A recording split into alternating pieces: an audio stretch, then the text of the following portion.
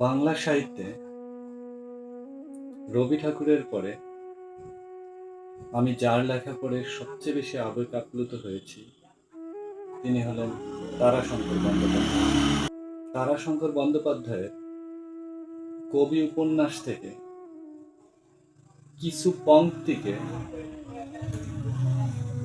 আমি কবিতার ছন্দে আবৃত্তি করার চেষ্টা করব।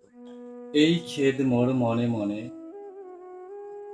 ভালোবেসে মিটল না আশ, কুলালো না এ জীবন।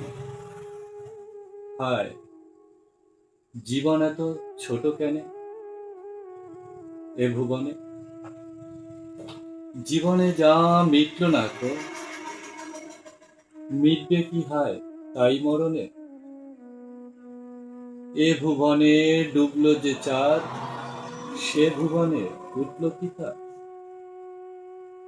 হেথায় সাজে ঝরলো যে ফুল, হোতায় প্রাতে ফুটল কি তা?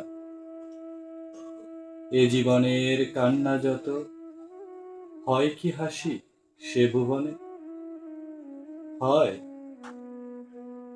হায়, জীবন এত ছোট কেন এ ভুবনে? যা কবিতা নয় তাকে আমি কবিতাতে রূপ দেওয়ার চেষ্টা করছি। ধন্যবাদ সকলকে।